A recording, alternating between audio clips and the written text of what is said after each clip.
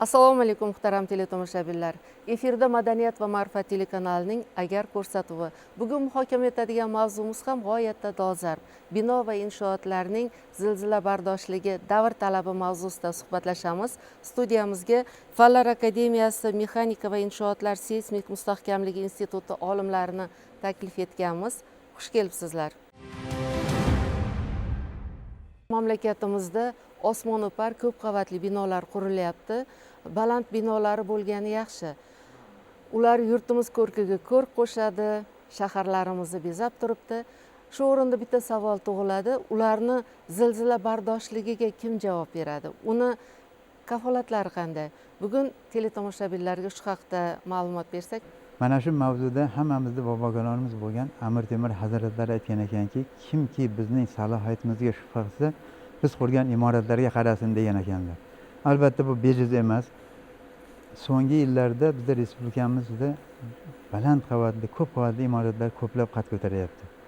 Sobiq ittifoq davrida Toshkent shahrida barmoq bilan sanaydigan darajada kam ko'p qavatli binolar bo'lgan. 9 qavat va undan yuqori bo'lgan qavatli binolarga ruxsat berilmagan.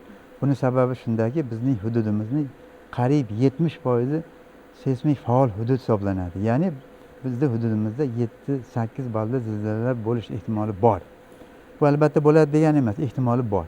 Shuning uchun sobiq ittifoq davrida bunga ruxsat berilmagan. Mana shu mustaqillikka erishganimizga ham qariyb mana 35 yil bo'lyapti. Mana shu yil ichida juda katta o'zgarishlar bo'ldi. Fan sohasida, qurilish sohasida va boshqa sohalarda juda katta demak o'zgarishlar, ijobiy o'zgarishlar ro'y berdi. Mana shu ijobiy o'zgarishlar qurilish sohasida ham, qurilish mexanikasini rivojlantiradigan ko'p fanlarda ham juda katta yutuqlarga erishildi. Mana shu erishilgan yutuqlar natijasida respublikamizda baland qavatli, ko'p qavatli binolar qad ko'tara boshladi. Albatta bu davr talabi hisoblanadi, zamonamizda zayli hisoblanadi. Bunday o'zgarishlar nafaqat bizda respublikamizda, balki barcha qo'shni respublikalarda ham aytishimiz kerakki, bizdan oldinroq boshlangan. Bu baland qavatli binolarning qurilishi bizga yangilik bo'lgani uchun ham ba'zi bir odamlar orasida qandaydir xavotirga o'xshash bir holatlar vujudga keldi, lekin bunga o'ylamakka hech qanday hojat yo'q. Chunki mana shu qurilayotgan baland qavatli, ko'p qavatli binolarda hammasi bir nechta nazorat ostida ilmiy asoslangan usullar asosida amalga oshirib quriladi. Mana shu chet ellik kelgan olimlar hammasi mana biz bilan bir necha marta uchrashdi. Mana shular tajribasidan biz ham foydalandik, ko'rdikki, demak, ko'p qavatli binolarni qurish bizning respublikamizda ham mumkin, amalga oshirsa bo'ladi. Faqatgina buning uchun nima kerak bo'ladi? Birinchi navbatda ilmiy asoslangan loyiha bo'lishi kerak. Ilmiy asoslangan loyihani amalga oshiradigan malakali quruvchilar bo'lishi kerak. Va mana shu ikkita sohani ham demak qandaydir bir tashkilot nazoratga olgan bo'lishi kerak. Bunday nazoratlar bizda bor, hozir amalga oshirilgan. Mana shular asosida demak baland qavatli binolar qurilyapti. Bu qurilgan binolar, hozirgi qurilgan binolar to'g'risida chet elda qanaqa, bizda institutimizda qanaqa ishlar amalga oshirilyapti, o'ylaymanki hamkasblarimizga bersak, bular tushuntirib o'tadi. Prezidentimizning 2024-yil 17-aprelda bino va inshootlarning zilzila bardoshligini oshirish hamda seysmik xavfni monitoring qilish faoliyatini takomillashtirish chora-tadbirlari to'g'risidagi qarori qabul qilindi. Hozir shu o'rinda mazkur qarorning mazmun mohiyati hamda sizlar faoliyat olib borayotgan institut zimmasiga mazkur qaror yuzasidan qanday vazifalar yuklatilgan, shu haqida ma'lumot berib o'tsak. Oxirgi yillarda ko'radigan bo'lsak, seysmik xavfsizlikni ta'minlash va zilzila bardoshligini oshirish borasida juda ko'p qarorlar, farmonlar, bundan tashqari Vazirlar Mahkamasining qarorlari ham ishlab chiqildi va bular asosida faoliyat yuritib borilmoqda. Endi ko'radigan bo'lsak, bu sohada monitoring qilish deganda qurilish inshootlarni, ya'ni hozirgi kunda yaqinda 20-oktyabrda ham prezidentimizning 184-farmonlari chiqdi. Bu asosida butun seysmik xavfsizlikni ta'minlash sohasini raqamlashtirish muammolari ko'zda tutilgan va bundan tashqari turli xil inshootlarda, madaniy meros obyektlari va ko'p qavatli binolar, bundan tashqari ko'prik transport inshootlarini monitoring qilish masalasi ham ko'zda tutilgan bu joyda. Ya'ni ko'radigan bo'lsak, har bitta binoga, masalan, noyob binolarga asosan madaniy meros obyektlariga ham turli xil monitoring datchiklari o'rnatiladi va bu asosida doimiy monitoring olib boriladi. Bu asos monitoring qilishdan maqsad o'sha hozirgi kundagi holatini doimiy ko'rib turish va bu asosida bunda qandaydir o'zgarishlar ketyaptimi yo tebranishlarda qandaydir o'zgarishlar bormi, shuni monitoring qilib borishda bu joydagi o'zgarishlarni o'rganiladi va tegishli chegaradan oshsa qandaydir ko'chishlar yo tebranishlar bu asosda tekshiruv komissiyasi olib boradi va bu joydagi qandaydir kamchiliklar yoki qo'yilgan xatoliklarni bartaraf etib shularni mustahkamlash ishlari olib boriladi yoki to'g'rilash ishlari amalga oshiriladi. Bu monitoring qilishda asosiy maqsadi shundan iborat. Chindan ham keyingi yillarda mazkur sohada ham juda katta yutuqlarga erishdikda, mana sizlar e'tirof etayotganday. Yangiliklar yana nimalarda ko'ramiz? Yangiliklarda asosan ko'radigan bo'lsak, yangilik asosiy bu yaqinda chiqqan farmonda ham asosiy belgilangan narsa shu sun'iy intellektni asosida butun binolar texnik holatini baholash. Bundan tashqari loyihalarni ham ko'rib chiqish jarayonini sun'iy intellekt bilan boshqarish. Bundan tashqari sun'iy intellekt yordamida kelajakda bo'lishi mumkin zilzilalarni oldindan ogohlantirish tizimi ham bu farmonda ko'zda tutilgan. Ya'ni bu bilan aytiladiki, masalan zilzila bo'lgan paytda birinchi boshlang'ich to'lqin kelgandan keyin ikkinchi to'lqin kelguncha ham qanday 8-25 soniya vaqt bor. Shu vaqt oralig'ida insonlarni qandaydir ogohlantirishimiz mumkin degan nima g'oya ko'zda tutiladi-da, bu oldindan ogohlantirishda. To'g'ri, masalan bir kun yo 10 soat oldin ogohlantirish imkoni yo'q, lekin shu birinchi to'lqin bilan ikkinchi to'lqin oralig'ida shu insonlarni ogohlantirish bilan bu bilan shu joydagi masalan qandaydir avtomat tarzda gazni o'chirishimiz mumkin, ya'ni portlashni oldini olish uchun yoki inson qandaydir bir stol tagiga kirib yoki nimani panasiga o'tib o'zini saqlab qolish imkoniyati bo'ladi. Shu o'rinda zilzilalar haqida gap ketganida, har yili yer sharida 100 mingga yaqin zilzilalar sodir bo'lib, o'rta hisobda har 5 daqiqada bir marotaba yer silkinar ekan. Aksariyat zilzilalar sezilmay o'tadi deyilyapti, lekin yuz bergan zilzilalar oqibatlariga biz hammamiz guvohmiz. Dunyoda sodir bo'layotgan zilzilalar, mana o'tgan yillardagi boshqa davlatlarda sodir bo'lgan zilzilalar olishimiz mumkin. Yurtimiz tarixida ham mana shunday zilzilalar kuzatilgan. Masalan 1966-yilni eslaymiz. Undan keyingi zilzila va zilzilalar haqida nimalar aytishimiz kerak bugun? Umuman olganda tarixga nazar tashlasak, Toshkent va asosan mana vodiy viloyatlari, Surxondaryo viloyati, Buxoro, umuman O'zbekistonni seysmik xavfli hudud ham deyishadi. O'sha 1907-yildagi Andijon zilzilasi, 66-yildagi Toshkent zilzilasi, Gazli zilzilasi bu tarixga juda katta talofatlar bilan kirgan zilzilalar hisoblanadi va bugungi kunda ham mana Fanlar akademiyasining seysmologiya instituti, biz faoliyat yuritayotgan mexanika va inshootlar seysmik mustahkamligi instituti olimlari ham aynan mana shu zilzilalar tarixidan kelib chiqib ham hudud, xavfli hudud bo'lganligi uchun ham zilzila bardosh binolarni qurish yoki bo'lmasa zilzilalarga har doim tayyor turish kerakligini aytishadi va bugungi kundagi o'sha ilmiy loyihalar, tadqiqotlar, innovatsion yechimlar barchasi mana shu jarayonlarga tayyor turishimiz kerakligini bildiradi.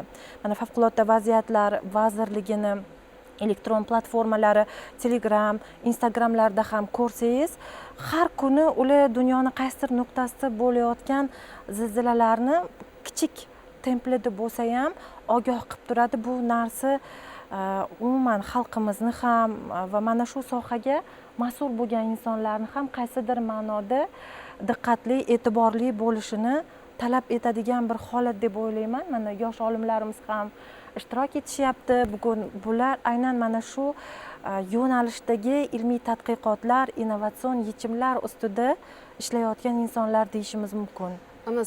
Institut Qurilish vazirligi, favqulodda vaziyatlar va bir qator hamkor tashkilotlar bilan birgalikda faoliyat olib boradida. Bugun yosh olimlarimiz mazkur yo'nalishda qanday natijalarga erishdi? Hozirgi kunda bilamizki, seysmik xavfni oldini olish chora-tadbirlarni ko'rish maqsadida zamonaviy seysmik qurilmalar mavjud. Ya'ni izolyatsiyalar, demperlar hamda o'z seysmikligini ta'minlash uchun, ya'ni tebranishini so'ndirish maqsadida hozirgi kunda ko'p qurilmalar ishlab chiqarilyapti. Ya'ni chet elda bu binolarda qo'llanilyapti. Lekin hozirda bizda faqatgina Toshkent Cityda 3 ta binodagina qo'llanadi xolos bu narsa. Hozir biz shu bo'yicha ish olib boryapmiz. Ya'ni ilmiy laboratoriya asosida o'zimiz mahalliy materiallardan foydalangan holda xuddi shu binolarni seysmik tebranishini oldini olish maqsadida demperlar va izolyatsiyalar ishlab chiqib, hozir laboratoriya sharoitida bu narsalarni eksperimental tadqiqot natijalarini olib bormoqdamiz va bu olingan natijalar bo'yicha ishlar ko'rib chiqilyapti. Bu hali to'liq yakuniga yetgani yo'q. Hozirda ish olib borilyapti yana. Shu borasida yana to'liq ish olib borish uchun hozirda yangi texnologiyalar keldi bizga. O'sha texnologiyalar asosida yangi priborlar, qurilmalar keldi. Shu asosda biz priborlarimizni qanchalik ishonchliligi, umrboqiyligi va qanday effekt berishini oldindan aniqlash imkonini beradigan dasturlar yaratdik. Barcha sohalarda ham xalqaro tajriba muhim hisoblanadi. Mana shu xalqaro tajribada qaysi davlatlar mazkur yo'nalishda eng ilg'or davlatlar deb ayta olamiz va ulardagi qaysi yaxshi jihatlar bugun bizda ommalashtirilyapti? Seysmik mustahkamlik bo'yicha hozirgi kunda dunyo miqyosida eng ko'p o'rganilayotgan dolzarb masalalardan biri bo'lib hisoblanadi. Bu bo'yicha ustozimiz aytib o'tdilar yuqorida 70%, 80% hududi O'zbekiston Respublikasining seysmik xavflilik omili yuqori bo'lib hisoblanadi. Buni barchamiz bilishimiz kerak. 2025-yil may oyidan boshlanib o'sha prezidentimiz tashabbuslari bilan o'sha binolarni 2017-yildan boshlab 24-yilgacha qurilgan binolarni seysmik mustahkamligini baholash bo'yicha butun davlat tashkilotlari xodimlari, yetuk mutaxassislar tomonidan ishchi gruppalar tuzildi. Bu bo'yicha bino inshootlarida shu turar joy binolarini seysmik mustahkamlik bo'yicha vizual ko'riklardan ham o'tkazildi. Bu ishlar hali ham olib borilyapti. O'sha mustahkamligi yaroqsiz deb topilgan bino inshootlarimiz albatta kuchaytirish va mustahkamlash ishlari hozirgi kunda ko'rib chiqilmoqda. Respublika hududimizda 7 milliondan oshiq bino va inshootlar mavjudda. Bu bino inshootlarning hammasini bir vaqtda o'rganib chiqish, bir vaqtda ko'rish, bu narsaning iloji yo'q. Shu sababdan bu bosqichma-bosqich amalga oshib bormoqda. Hozirgi kunda Toshkent shahrida masalan to'rinchi toifa deydi, toifa binolarning turiga, balandligiga qarab turib toifasi bor. Ya'ni yuqori hozirda eng to'rinchi toifa, ya'ni yuqori qavat binolarni, turar joy binolarini birinchi o'rinda hozirda texnik ko'rikdan o'tkazilyapti. Lekin qolgan binolarni bosqichma-bosqich, ya'ni yillar davomida bu narsa o'tib boradi. Va oxirida shu umumiy jamlashtirilgan holda elektronlik platforma degan narsa yaratiladi. Baribir bu narsa. Shu narsa bo'yicha aniq xulosaga kelinadi. Mexanika va inshootlar seysmik mustahkamligi institutida Markaziy Osiyoda yagona bo'lgan noyob obyekt hozir qurilish ishlari ketmoqda. Aynan mana shu bino va inshootlarni zilzilaga qanchalik chidamli ekanini tekshiradigan obyekt hisoblanadi. Mana Ne'matilla aka yaqinda qayerda joylashgan? Bu o'sha akadem shaharcha deymiz, institutni yonida, qaysidir ma'noda bu juda katta laboratoriya va Markaziy Osiyoda yagona hisoblanadi. Ne'matilla aka AQShda bo'ldilar va o'sha Amerika Qo'shma Shtatlaridagi olimlar bilan bizni olimlarimiz hamkorlikda mana shu inshootni, ya'ni laboratoriyani ishga tushirish arafasida. Ne'matilla akani o'zlaridan so'rasak, aynan mana shu obyektni, laboratoriyani ishga tushirilishi kelgusida qanday bir samaradorlik beradi? Zilzilabardosh qurilish amaliyotida birinchi o'rinda tajriba sinov birinchi o'rinda turadi. Ya'ni har bitta qurilayotgan binoni yoki qandaydir yangi konstruksiyani uni nazariy ko'rishimiz mumkin, lekin hayotda qanday bo'ladi degan narsani albatta tajriba sinov orqali sinab ko'rish kerak bo'ladi. Shu maqsadda shunda masalan har bitta olingan yangi qurilgan bino bo'ladimi yoki yangi yechim bo'ladimi, uni tajribada sinab ko'rib, keyingina amaliyotga qo'llaniladi. Shu masalalarni qo'llash uchun institutimizda hozir yangi laboratoriya tashkil qilinyapti. O'zi bu 2022-yildagi prezidentimiz farmonlarida kirgan edi. Shu mexanika institutida tajriba sinov laboratoriyasini qurish va jihozlash degan alohida band ketgan. Shu asosida mana hozirgi kunda bitish arafasida. Bunda ko'zlangan maqsad asosan shu bino va inshootlarning konstruksiyalarini, real masshtabdagi konstruksiyalarini sinov ishlarini amalga oshirish. Ya'ni yangi yechimlar bo'ladimi yoki ma'lum bir konstruksiyalar savolli nimalar bo'ladimi yoki kirib kelayotgan yangi material bo'ladimi, albatta shularni sinovdan o'tkazib turib, keyin amaliyotga kiritish, ya'ni qurilish me'yori qoidalariga kiritish masalasida shu laboratoriya asosiy rol o'ynaydi. Bunda ko'radigan bo'lsak, asosiy narsa o'sha Amerikaning MTS kompaniyasidan o'sha juda hozirgi kundagi zamonaviy asbob-uskunalar keltirildi va bular asosida yuqori kuch bilan berib sinov ishlarini amalga oshirish imkoniyatiga ega bu laboratoriya. Sodda qilib aytganda, Iqbol opa, bu laboratoriya endi xalqimizga tushunarli bo'lishi uchun o'sha har xil kuchlanishdagi zilzilalar kuchini berib binolari o'sha konstruktorlik sinovidan o'tkaziladi, ya'ni qanchalik bu binolar kelgusida qurilsa chidamli bo'ladi, xalqqa xizmat qiladi degan mohiyat mavjud. Bu narsa menimcha kelajakda ilm fanda ham va aynan mana shu binolarni mustahkam qurilishda ham bir o'zini asosini ko'rsatadi. Shu o'rinda yuqori balli zilzilalarga bardosh beruvchi binolar qurishni xalqaro standartlariga ham to'xtalib o'tsak. Ko'proq xalqaro nimalarga keladigan bo'lsa, mana har bitta davlatda, har bitta mamlakatda o'ziga yarasha qurilish me'yori qoidalari mavjud. Ya'ni bizda masalan sinib aytilgan bo'lsa, qolgan joylar qurilish me'yori qoidalari bo'lsa, Rossiyada sinib, masalan Amerikada, Xitoyda Yevrokodlar amalga oshiriladi. Bularni o'zaro taqqoslaydigan bo'lsak, bizniki bilan ularning hisob-kitobi sal boshqacharoq.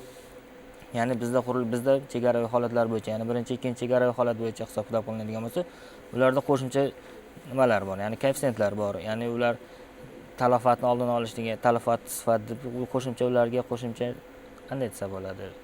Ularning formulalari boshqacha, anchagina hisob-kitob ishlari ularga boshqacha amalga oshiriladi. Lekin bizda hozirgi kunda mana yangi normalar ham ishlab chiqarilyapti, ya'ni yuqori qavat, yuqori baland binolarni qurish bo'yicha chet el normalaridan foydalangan holda bu narsalarni tatbiq etish bo'yicha. Hozirda o'sha yangi norma chiqdi. O'sha o'zimizda o'sha norma bo'yicha hozir amalga oshirish bo'yicha kelasi yildan bu narsa amalga oshiriladi. Hozirda o'rganish jarayonlari bo'lyapti. Bu borada mana hozir chet elga chiqib, masalan Xitoyga nimalarga borib, binolarni o'sha hisob-kitob ishlari, ya'ni unga qo'yiladigan masalan baland bino bo'ladigan bo'lsa, unga qo'yiladigan izolyatsiyalar va demperlarni qanday modellashtirish, qanday o'rnatish, qanday loyihalash, xuddi shu ishlarni amalga oshirish masalasida mana hozir yaqinda yana chet elga chiqib kelinadi bu narsa bo'yicha. Hozir bolalar Turkiyada yuribdi, shu bo'yicha malaka oshirib kelishyapti, o'qib o'rganib kelishyapti. Institutni katta yutuqlaridan biri deb o'ylayman. Aynan axborot xizmati ishini yuritib, olimlarimizni xorijga chiqishi ko'paydi. Yoshlar o'sha Turkiyada, Yaponiyada yoki AQShda o'sha zilzilalar sodir bo'lgan, mana shu talofatlarni yenggan va bu talofatlardan tajriba oshirgan mamlakatlarda bo'lishi va bu mamlakatni olimlari bilan hamkorlikda qaysidir loyihalarni qilinishini o'zi ham mamlakatimiz ilm fanida aynan mana shu bino va inshootlar seysmik mustahkamligi yo'lidagi ilmiy izlanishlarni yanada takomillashuviga, chuqurlashishiga sabab bo'lyapti deb o'ylayman. Binolarni qabul qilish va sertifikatlash jarayoni ham mavjud.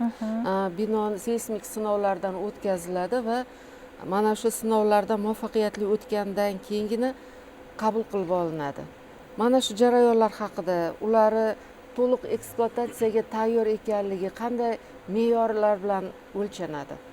O'zbekiston Respublikasining normativ hujjatlari asosida loyihalar amalga oshiriladi va loyihalar ishlab chiqilgandan so'ng ishlab chiqarishga tatbiq qilinadi va bu bo'yicha qurilish jarayonlari boshlanadi.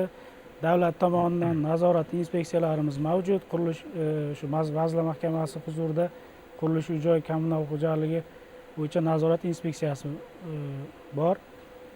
O'sha qurilish boshlangandan so'ng faqat ularning o'sha qurilish tugagancha o'shalarning nazoratida olib boriladi. O'sha loyiha bo'yicha qurilyaptimi, loyiha bo'yicha ketyaptimi ishlar ham barchasi. Undan tashqari qurilish tashkilotlarining o'zlarida ham nazorat qiladigan xodimlari bor. Texnazor yoki prorablar, bu sistema juda ham mukammal qurilgan. Sizlar faoliyat olib borayotgan institutda mana shu sohaga kadrlar tayyorlab beriladi, to'g'rimi? Bugun o'qiyotgan yoshlarimiz ertaga biz uchun ana shu bino va inshootlarni qurishda bevosita ishtirok etadi. Uni tekshirishda, qabul qilib olishda barcha jarayonlar uchun mutaxassislar tayyorlanadi. Bugun yoshlarimizni shijoat qanaqa? Ular dars jarayonlarida umuman bugungi zamonaviy fanlarni o'zlashtirishda mana shu jarayonlarga qanchalik qiziqishyapti? Birinchi navbatda olimlarning vazifasi ilmiy ish qilish va yosh kadrlar tayyorlash.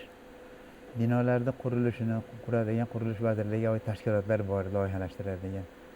Olimlarning birinchi vazifasi mana shu qurilish tashkilotlaridagi bajarilayotgan ishlarga sababchi bo'lgan loyihalar ilmiy asoslanganmi, yo'qmi, mana shuni tekshirish. Bu prezidentimizning eng birinchi farmonlarida ta'kidlangan. Shaxsan mana shu ish bo'yicha, prezident farmonini bajarish bo'yicha bir yilda bir nechta hisobotlar topshiramiz. mana shu shaxsan o'zim 3 ta hisobot topshirdim qurilish vazirligigaki qurilayotgan binolarda kamchiliklari o'sha loyihalashdagi bizda asosiy vazifamiz nima mana shu bino tebrangan paytda unda qanaqangi ichki zo'riqish kuchlar hosil bo'ladiki unga mana shu qurilayotgan materiallar chiday oladimi mana shu birinchisi bo'ladi agar shunga chiday olmasa demak bino buzilib tushadi mana shunga javob topish bu nazariy jihatdan ham amaliy jihatdan eksperimental jihatdan hammasi asoslangan bo'lishi kerak endi mana shu narsani amalga oshirish uchun o'ta bilimli yosh kadrlar kerak bo'ladi mana shu bilimli yosh kadrlarni tayyorlash uchun nafaqat qurilish institutlari balki universitetda tayyorlangan yosh olim studentlarni ham jalb qilganmiz mana hozir shaxsan meni o'z qo'limda 5 ta yosh yigit bor hammasi universitetlarni bitirgan mana bu qo'shni laboratoriyadagi yigitlar hammasi qurilish institutlariga oid demak vuzlarda institutlarni bitirgan mana shu ikkitasini qo'shib birga amalga oshirishni men o'zim oldimga katta maqsad qo'yganman institutda men o'zim nazariyatchi hisoblanaman mana bular hammasi tajribalar o'tkazadi tajriba o'tkazish bo'yicha bolalar nihoyatda bilimi yuqori hozir mana shu bolalar qilayotgan ishlar mana yosh olimlar chet elliklar ham havas qilsa arziydigan darajada mana bularni ustozlari bor yosh yigit kelajagi porloq xitoyga borib keldi yaponiyaga borib keldi mana shular to'g'risida gapirganda ko'p yutuqlariga ular ishongisi kelmadi bu nimani ko'rsatyapti mana shu yoshlarimizga bosh bo'lgan mana bu yosh deymiz o'rta yoshli olimlarimizni xizmati bu mana shular hammasi qurilish institutlarida dars beryapti nafaqat Toshkentda boshqa shahardagi vuzlarda ham dars beryapti shular mana hozir zamonaviy texnika hamma narsaga ruxsat beryapti mana Zoom chiqdi elektron darsliklar chiqdi hammasi asosida dars beryapti kim ko'rsa havas qiladigan yoshlarimiz yetishib chiqyapti mana shu men o'zim fan doktori professor bo'lsam mana shu yoshlarga havasim keladi shu sohada bularni bilimi o'z sohasida bizniki o'zimga nazariy bizniki masalan men o'zim shaxsan o'zim O'zbekistonda hali baland qavatli 40-30 qavatli binolarni hisoblash nazariy usullari yo'q edi shuni ustida ishlayapman men qurilish vazirligiga shu sohada 3 ta tavsiyanoma topshirdim hali afsus qilib aytamanki amalga oshgani yo'q bu chunki bu narsalarni oldin nazariy jihatdan asoslangandan keyin eksperimental jihatdan demak isbotlash kerak mana shu yoshlar bilan birgalikda mana hamkasblarimiz o'tiribdi mana Nemajon o'tiribdilar mana yoshlarni ustozlari bor Anvarjon Umid degan nihoyatda zamonaviy yigit ilmli yigit mana shular birgalikda maqsad qilganmizki nazariy jihatdan olgan bilimlarimizni eksperimental tasdiqlaymiz mana shu asosda mana shu yoshlarimiz o'sib chiqadi mana men universitetdan olib kelgan bolalar bular qurilish vazirligi bir-biriga biz nazariy bilimdan o'rgatsak ular bizga amaliy jihatdan o'rtada men o'ylaymanki juda yaxshi bir yoshlar yetishib chiqadi deb o'ylayman bu yoshlarimiz kelajagi albatta bor ishonch bildiramiz kelajakda aytaylikki mana shu qurilish ishlari yuqori malakali yoshlar asosida ilmli asoslangan loyihalar asosida amalga oshiriladi deb niyat demak qilyapti sizni nazariy loyihalaringizni yoshlarimiz yosh olimlarimiz amaliyotga qo'llashadi mana Yaponiyada Xitoyda umuman o'sha dunyoning ilg'or davlatlarida bo'lib ular tajribasini o'rganishgan va kerak bo'lsa ular havas qiladigan darajada bilimli yigitlarimiz dedingiz Yaponiya tajribasi haqida to'xtalsak birinchi o'ringa nima e'tibor qaratishimiz kerak agar zilzila bo'ladigan bo'lsa zilzilani o'zi insonlarni o'ldirmaydi deydi lekin zilzilani oqibatlari insonlarni o'ldiradi buni oqibatlarini bartaraf etish uchun albatta biz binolarni mustahkam qurishimiz kerak undan tashqari aholini ham tayyorgarlik ko'rishimiz kerak bo'ladi Yaponiyada doimiy zilzilaviy hudud bo'lgancha ularda shu bog'chadan boshlab shu zilzilaga tayyorgarlik ishlari amalga oshirib boriladi ya'ni bu bilan shu odamda ruhan tayyorgarlik ishlari amalga oshiriladi ya'ni zilzila bo'lganda nima ish bajarish kerak degan narsa oldindan o'rgatiladi bog'chadan boshlab o'rgatilgandan keyin insonga shu miyasiga quyib borib ruhan tayyorgarlik ko'rgandan keyin bu zilzila paytida nima harakat qilish kerakligini biladi masalan zilzila bo'lganda ham shu qaysi joyda xavfsiz joy bu narsa yoshlikdan bilgandan keyin albatta shu narsa odamga instinkt bo'lib zilzila bo'lganda qayerga borish kerak nima harakat qilish kerak biladi shu narsa shu tajriba bizga olinib mana prezidentimiz yaqinda chiqqan farmonlarida ham shu narsaga alohida e'tibor qaratilgan ya'ni zilzilada harakatlanish qoidalarini shu maktablarda ham o'qitish masalasi har chorshanba kuni shu favqulodda holatlar kuni deb shu kunda shu o'qitish masalalariga ham alohida e'tibor qaratilyapti ya'ni shu bilan shu aholini nafaqat yoshlarni balki ish bilan ta'minlanmagan uyda aholilarni ham tayyorlash ishlari bo'yicha alohida e'tibor qaratilyapti va bu asosda shu mobil ilovalar ishlab chiqish va bundan tashqari shu mobil ilovalar orqali o'sha aholiga tarqatish masalalari ham ko'zda tutilyapti. Shu asosan Yaponiya tajribasi asosida, Amerika tajribasi asosida shu aholini oldindan tayyorgarlik ishlarini ko'rish ishlari amalga oshirilmoqda. O'zi yapon olimlaridan birini shunday fikri bor ekanda, zilzila qachon sodir bo'ladi, qachonki u haqida unutganimizda. Ya'ni har doim o'sha zilzilaga nisbatan ogohlik bu davr talabi hisoblanadi va haqiqatan mana Ne'matilla aka aytganlaridek, hozirda o'sha akademiyani ikkita instituti, seysmologiya va mexanika inshootlar seysmik mustahkamligi instituti olimlari tomonidan ham qo'llanmalar ishlab chiqilgan va bu mana shu vazirlikka taqdim etilgan. Bog'chalarda ham, maktab ta'lim tizimida ham, oliy ta'lim tizimida ham yoshlarga zilzila sodir bo'lganda qanday harakatlanish ko'nikmalarini o'rgatish uchun bu juda ham dolzarb deb o'ylayman. Hozirgi kunda ijtimoiy tarmoqlarda ham o'sha sun'iy intellekt yordamida boshqa bir texnik imkoniyatlar bilan roliklar qilinyapti. Qachonki bizni bolalarimiz, farzandlarimiz, kattalarimiz ham ongi shuurida mana shunday vaziyatlarda qo'rquv bilan emas, aql bilan ish ko'rishni biladigan bo'lsa, albatta bunday holatlarni talofatlari kamroq bo'ladi. Chunki hech bir mamlakat, hech bir hudud o'zini zilziladan butunlay xoli hududmiz deb aytish imkoniyatiga ega emas. Yurtimizda yangi qurilayotgan binolari zilzila bardoshligi qanday baholanmoqda? Yana bitta masala bor. Buni qaysi tashkilotlar tomonidan tartibga solinadi va agar talabga javob bermasa, qanday bartaraf etiladi? Qurilish nazorat qilish inspeksiyasi tomonidan Vazirlar Mahkamasi huzuridagi qurilish va uy-joy kommunal xo'jaligini nazorat qilish inspeksiyasi tomonidan bu bo'yicha tegishli tartibda ish olib boriladi. O'sha qurilish boshlangandan to oxirigacha. Qarorlari va farmonlari bilan bajarish bilan bir qatorda Vazirlar Mahkamasi huzurida seysmik xavfsizlikni ta'minlash bo'yicha alohida bo'lim tashkil qilingan va bu bo'lim asosan respublikamizdagi seysmik xavfsizlikni tashkil qilish sohasidagi yo'nalishlarni belgilaydi va bu asosda butun shu asos ta'minlash bo'yicha ishlar olib borishda boshchilik qiladigan asosan shu bo'lim hisoblanadi. Ya'ni shu asosida butun O'zbekiston Respublikamizdagi barcha seysmik xavfsizlikni ta'minlash sohasidagi yo'nalishlar shu joy orqali boshqariladi.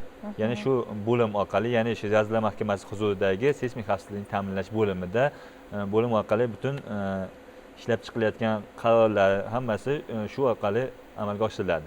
Bundan tashqari aytadigan bo'lsak, shu Vazirlar Mahkamasining 405-sonli qarori asosida bino va inshootlarni pasportlashtirish amaliyoti yo'lga qo'yilgan hozirgi kunda. Ya'ni har bitta binoyimizni pasportga, seysmik xavfsizligi bo'yicha pasportga ega bo'ladi. Ya'ni bu narsa necha balgacha zilzilaga dosh bera oladi? Dosh bera oladi. Shu narsa hozirgi kunda mobil ilovasi ham ishlab chiqarilmoqda va shu asosda siz kimdir qandaydir uy sotib olmoqchi bo'lsa, shu mobil ilova orqali ko'rib turib, binoyimiz qachon qurilgan, qanaqa materialdan qurilgan, uning nima seysmik holati qanday degan masalani shundan ko'rish mumkin bo'ladi. Shu mobil ilova orqali baholash imkoniyati bo'ladi. Yangi qurilayotgan binolar ham albatta bunga kiritiladi pasportni. Undan tashqari eski binolar ham albatta shularga kiritib, shu doimiy yangilab boriladi holati. Mana yangi qurilayotgan binolar hozir necha balli zilzilaga bardosh bera oladi? Necha balga moslab qurilyapti? Har bitta qurilayotgan bino albatta shu hududda seysmikligi inobatga olinadi. Masalan, bir joyga bino qurmoqchi bo'lsangiz, albatta shu joyda birinchi o'rinda hududda seysmikligi o'rganiladi. Seysmiklik deganda uning ko'rinish sharoiti. Ya'ni ko'radigan bo'lsak, mana Toshkent shahri, mana Andijon, Namangan bu vodiy viloyatlarida masalan 8-9 balli hudud. Masalan, Qoraqalpog'iston Respublikasi bu joylarda masalan 6-7 balli hudud deb aytishimiz mumkin. Bu joylarda har bitta hududga qarab turib seysmik kuch tanlanadi. Masalan, 9 balli hududda 9 balga mos ravishda seysmik kuch tanlanadi va shunga mos ravishda loyihalanadi binoyimiz va bunga mos ravishda o'sha albatta bitta beton markasini olamizmi yoki u joyga ishlatiladigan armaturani olamizmi, bular hammasi shu hududda seysmikligidan kelib chiqadi va bunga asosan loyihalanadi. Demoqchimanki, har bitta hududga quyilayotgan bino shu hududda seysmikligidan kelib chiqqan holda loyihalanadi va bu asosda quriladi. Mana guvoh bo'lyapmizki, keyingi yillarda sohaga juda katta e'tibor berilyapti. Mana bugun ekspertlarimiz fikridan ham ko'rinib turibdi. Juda katta yangiliklar bor, olib borilayotgan ishlar ko'lami keng. Shu o'rinda joriy yilning 20-oktyabr kuni O'zbekiston Respublikasi Prezidentining seysmik xavfsizlikni ta'minlash hamda seysmologiya sohasidagi ishlar samaradorligini yanada oshirishga oid qo'shimcha chora-tadbirlar to'g'risidagi farmoni imzolandi. Mana shu farmonni mazmun mohiyati va farmonda qanday vazifalar institut oldiga qo'yilgan shu haqida ham ma'lumot berib o'tsak. Shu 20-oktyabrdagi 184-sonli farmonida asosiy masala o'sha respublikamizdagi seysmik xavfsizlikni ta'minlash sohasini raqamlashtirish masalasi ko'zda tutilyapti. Bundan tashqari o'sha ko'radigan bo'lsak, madaniy meros obyektlari va bundan tashqari transport inshootlarini seysmik monitoringini olib borish ishlari ham ko'zda tutilgan. Ya'ni bu bilan o'sha bo'lishi mumkin bo'lgan holatlarni oldini olish, favqulodda vaziyatlarni oldini olish, ya'ni bo'lishi mumkin bo'lgan favqulodda vaziyatlarda bino inshootlarning buzilishi va odamlar shikastlanishining oldini olish maqsadida doimiy monitoring yuritish maqsadida ko'zda tutilgan. Ya'ni monitoring yuritish deganda qanday? Har bitta shu madaniy meros obyektlari bo'ladimi yoki yuqori qavatli binolar bormi? Bularga seysmik datchiklar o'rnatiladi. Bundan tashqari transport inshootlariga ham va o'rnatilgan datchiklar orqali har kungi bo'layotgan holat monitoringga olib boriladi. Bu monitoring asosida shu binoyimizda yoki transport inshootimizda ma'lum bir cheklanishlar yoki mavjud o'zini holatidan chetlanishlar yuzaga keladigan bo'lsa, bu joyda komissiya ko'rib chiqib, buni mustahkamlash ishlari olib boriladi yoki tegishli choralar ko'riladi. Shu asosiy masalalar shu narsalar ko'rilgan. Bundan tashqari qarorda kadrlar tayyorlash, bu sohadagi kadrlar tayyorlash masalasiga ham alohida e'tibor qaratilyapti. Ya'ni bu bilan o'sha shu sohadagi olimlarimiz, o'sha quruvchilarimiz va loyihachilarimizni chet el xorijiy o'quv yurtlarida malakasini oshirish masalasi ham ko'zda tutilyapti. Oddiy o'zimizni misol qilayotgan bo'lsak, institut tomonimizdan mana masalan hozirgi kunda mavjud binolarni o'rganish borasida mana qurilmalarimiz bor. Ya'ni o'sha Amerikadan keltirilgan 80 kanalli priborlarimiz bor. Ya'ni biz bu bilan nima qilamiz? Binolarning tabiiy tebranishi bor. O'sha tabiiy tebranishi, ya'ni amplitudasi yoki bo'lmasa tezlanishini yozib oladigan qurilmalarimiz bor. Bularni har bitta qavatga, eng yuqori qavatdan boshlab sokol podvaligacha o'rnatiladi bu qurilma va binoga ta'sirini ko'rib olinadi. Ya'ni bu bilan biz nimani ko'ramiz? Konstruksiyalarning o'zaro birikkan joylari yoki bo'lmasa birorta uzilish joylari bo'ladigan bo'lsa, bino qanday harakat qilyapti, tebranyaptimi? Bu narsani analitik ravishda yozib beradi bizga diagramma ko'rinishida va bu diagrammani biz tahlil qilib chiqiladi. Ya'ni unga olingan masalan endi fan tili bilan aytadigan bo'lsak, chastotasi, kolibaniyasi, period kolibaniyalari bu narsalar yozib olinadi va bu narsa olingandan keyin o'sha binoni hozirda mana zamonaviy dasturlar bor, era dasturlari bor, etaps dasturlari. Bu dasturlarga qo'yib turib, ular period kolibaniyasi, ya'ni bu dasturlarda bitta narsa bor. Hozir bemalol seysmik nimani bersiz bo'ladi. Masalan 7 ball, 10 ball, 9 ball, 8 ballgacha bo'lgan zilzilani berib tekshiryapsiz bo'ladi. Va o'shandan chiqqan period kolibaniyasi bilan hozirda biz yozib olgan kolibanalar bir-birini taqqoslab ko'riladi. Ya'ni qanchalik mustahkamlik turibdi bino. Bu narsani, ya'ni qanchalik ustuvorligi ta'minlangan. Bu narsani bilishimiz mumkin. Bu narsa bo'yicha juda ko'p ishlar olib boryapmiz. Mana yuqorida domlalar aytgandek, ko'priklarda masalan, poyezd ko'priklarida bu narsa tajribalar o'tkazib ko'rdik. Tarixiy binolarda o'sha borib maqbaralarni ko'rdik. Maqbaralarda qanday turibdi? Bilamizki, maqbaralar ham necha yildan beri turibdi bu binolar. Ularga hozirda qanday tashqi muhit ta'siri bor, bundan tashqari transport ta'siri bor. Masalan, har qanday binoga qo'shni tomonidan bino quriladigan bo'lsa, unga ta'siri har doim bo'ladigan narsa. Shu ta'sirlarni o'rganish davomida bu narsa bir marta o'rganilmaydi. Yillar davomida o'rganib boriladi. Ya'ni bu yil o'rganildi, 1-2 yildan keyin yangi bino tushgan bo'lsa, yana borib o'rganiladi. Va o'sha o'tgan yilgi o'rganilgan natija bilan taqqoslanadi. Ya'ni qanchalik effekt berdi bu narsa, yo qanchalik zo'riqdi, yo qanchalik konstruksiyada o'zgarish bo'ldi. Bu narsalarni o'zaro taqqoslab turib, o'shanga qarab turib chora-tadbir ko'rish mumkin. Ya'ni agarda zaiflashayotgan bo'lsa, qo'shimcha kuchaytirishlar olib boriladi yoki bo'lmasa o'sha joylarni alishtirish imkoni bo'lsa, agarda iloji bo'lsa, metall konstruksiya bo'lsa, alishtirish kerak. Xuddi shu ishlarni olib borish uchun xulosalar beriladi. Bu narsalar bo'yicha hozirda yosh olimlar tomonidan hammamiz ishlab boryapmiz. Ya'ni binolarga chiqib o'rganilyapti, qo'yilyapti, ishlatilyapti. Bu dasturlar bilan hozir ishxonamiz tomonidan hammamiz ta'minlab berilgan, bemalol chiqib ishlatishga sharoit qilib berilgan. Umuman Iqbol opa, bilasizmi, mana shu institutda faoliyatimni boshlaganimga 1 yil bo'ldi. Olimlarimiz qilayotgan ishlar, yangiliklar, tadqiqotlarni yoritib borishga harakat qilyapman va har kuni erta tongdan kelasizki, olimlarni ish jarayonida ko'rasiz. Kun botadi hamki, mana shu olimlarimiz, yoshlarimiz ham izlanishda va har bitta tadqiqotga juda bir chuqur yondashuvlar bilan kirayotganini guvohi bo'laman va bilmadim, mana bu qurilish tashkilotlari, favqulodda vaziyatlar vazirligida ham o'ziga xos ishlar qilinyapti, lekin mana shu bino va inshootlarni seysmik mustahkam qurish borasidagi ilmiy izlanishlar instituti olimlarni zahmatli mehnatlari evaziga yangi loyihalar, yangi tadqiqotlar, yangi ishlanmalar yuzaga kelayotganini ko'zim bilan ko'rib turaman va ko'pincha olimlarimiz kamtar qilayotgan ishlari, yangiliklarini shu shartmi, yoritish kerakmi degan fikrlarni berishadi. Ammo bu mamlakat, millat, xalq farovonligi uchun bo'layotgan har bitta tadqiqotni olimlarimizni o'sha igna bilan quduq qazishdek zahmatli ishini yoritish savobli deb o'ylayman. Bugungi ko'rsatuvni o'sha tashabbusini qo'llab-quvvatlagani uchun biz Madaniyat va ma'rifat telekanaliga o'zimizni minnatdorchiligimizni izhor etamiz, chunki prezidentimiz o'sha Fanlar akademiyasi 80 yilligida olimlarga yo'llagan tabrigida olimning yostig'i toshdandir degan Mahmud Qoshg'ariyning fikrlarini birinchi o'sha iqtibosda keltirgan edilarda. Mana shu yostig'i toshdan bo'lgan olimlar mehnatini yoritish ham qaysidir ma'noda xayrli va savobli ish deb o'ylayman. Bundan tashqari institutimizda olib borilayotgan hozirgi kunda o'sha 4-chi toifa binolarga ilmiy xulosa berish ishlari. Ya'ni biz qurilish vazirligi bilan bevosita ishlayapmiz bu joyda.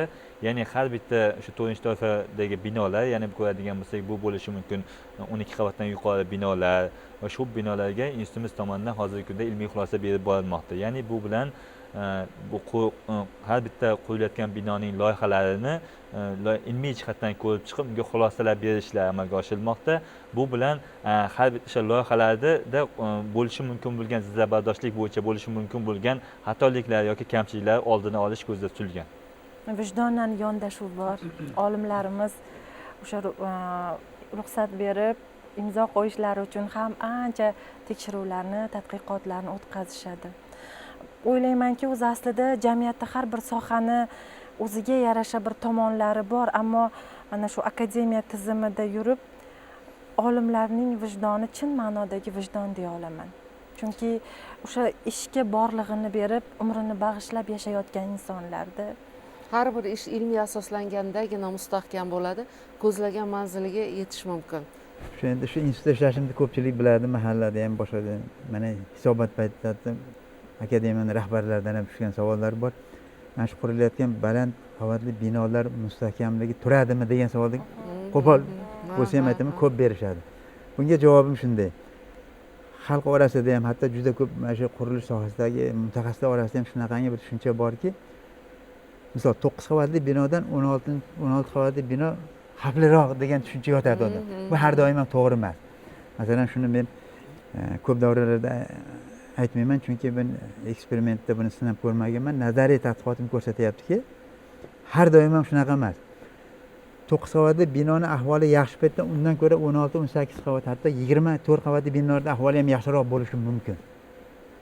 Masalan, past qavatli binolarga nima xavf soladi, yuqori qavatli binolarga nima xavf soladi? Ikki xil.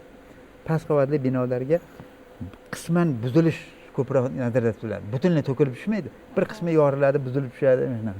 Baland qavatli binolarning ko'pchiligi zilzila bo'lganda asos ko'tara olmasligi hisobiga qiyshayib qoladi. Qattiq tebrangandan keyin o'rniga qayta olmay qoladi, chunki grunt, ya'ni tuproq uni tuta olmay qoladi. Mana shu ikkovining xavfi ikki xil. Shunday ikki xil. Yana shunday qilish mumkinki, agar qurilish me'yoriy qoidada ko'rsatilgan qonunlarga to'la amal qilinsa,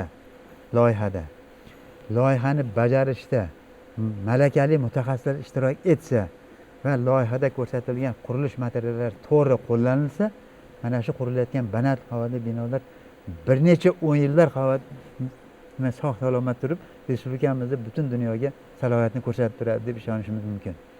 Albatta, Xudoning o'z saqlasin, kuchli zilzilalar bo'lmasin iloyim, lekin xalq qo'rqmasin, chunki bu hammasi nazoratda, ilmiy asoslangan. Har bir inson mana shu qurilishda ishtirok etgan vijdonan agar ishtirok etsa, o'ylaymizki, xalqimiz xavfdan xolis bo'ladi. Undan tashqari, yoshlarda zilzilaga tayyorlash kerak. Har bir oilada ota-ona birinchi navbatda tayyorlash kerak. Chunki har bir oilada 3 ta yoki 4 ta farzand bo'lsa, maktabda 30 ta bola bor, 30 xil. Qaysi biri osonroq? Har bir ota-ona birinchi o'rinda shug'ullansin, maktabda ham shug'ullansin. Mana shundagina zilzilani o'zini emas, oqibat, yomon oqibatini oldini olish mumkin. Mana biz sanab o'tgan chet ellarda mana shular to'g'ri yo'lga qo'yilgan. Yana bir narsa aytishim kerak, hozirgi xalqimiz 30 yil, 40 yil oldingi xalq emas. Mana o'ylab ko'ring, zilzilada hech kim ko'chaga qochib chiqmayapti. Mana 30 yil oldin ko'chaga qochib chiqardik, hozir qochib chiqmayapmiz hozir. Bino Qo'rquv yo'qolgan. inshootlar mustahkamligiga ishonadi. Ishonyapti Mana hozir. prezidentimiz biz yuqorida aytgan farmon va qarorlarda ham aynan mana shu vazifalar belgilab berilgan. Mutaxassis sifatida bir inson bir hayotiga bir taqqoslaydigan bo'lsak, o'sha binoni yillar o'tgan sayin insonda organizmida har xil kasalliklar, yosh ta'siri kasalliklar kelib chiqaveradi. Binolarimizda ham materiallarda qo'llanilgan barcha konstruksiyalarda yaroqlilik muddatlari bor.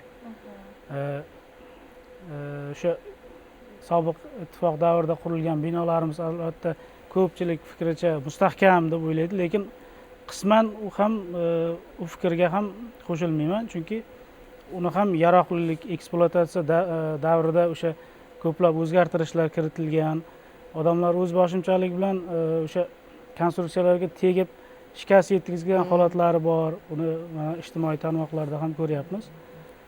Bu albatta hozirgi qurilayotgan binolarimiz barcha hujjatlar, barcha normativlar bilan quriladigan bo'lsa mustahkam deb baholash mumkin. Ustozimiz aytib o'tdilar, 4-chi, masalan, binolar 4 ta kategoriyaga bo'linadi. 1-chi, 2-chi, 3-chi, 4-chi. Biz o'sha eng xavflilik omili ko'p bo'lgan 4-chi toifali obyektlarga seysmik xulosa beramiz. Bu xulosalar albatta olimlarimiz tomonidan ko'rib chiqiladi. Kamchiliklar bo'lsa shu loyihachi tashkilotlar bilan birgalikda loyihalar tuzatiladi va Qurilish uy-joy kommunal xo'jaligi vazirligi ekspertizasiga yo'naltiriladi. Bu yerda qaytadan o'sha qilingan loyihalar ko'zdan kechirilib, keyin ishlab chiqarishga tatbiq qilinadi. Chindan ham mana bugun suhbatimiz davomida ishonch hosil qildikki, mazkur yo'nalishda yangiliklar ko'p, amalga oshirilayotgan ishlar salmoqli, olimlarimizning ilmiy izlanishlari deymizmi, qurilish tashkilotlari, favqulodda vaziyatlar, xullas sohaga aloqador tashkilotlari faoliyatlari ham takomillashib boryapti. Prezidentimiz biz yuqorida ta'kidlab o'tgan farmon va qarorlari ijrosini ta'minlash yuzasidan ham hali ko'plab ishlar amalga oshiriladi. Bugun studiyamizga tashrif buyurib, mavzu yuzasidan qimmatli mulohazalaringizni bildirganingiz uchun minnatdormiz. Ishlaringizda rivoj tilaymiz, salomat bo'ling. Muhtaram teletomoshabinlar, siz agar ko'rsatuvni navbatdagi sonini tomosha qildingiz, e'tiboringiz uchun tashakkur. Salomat bo'ling.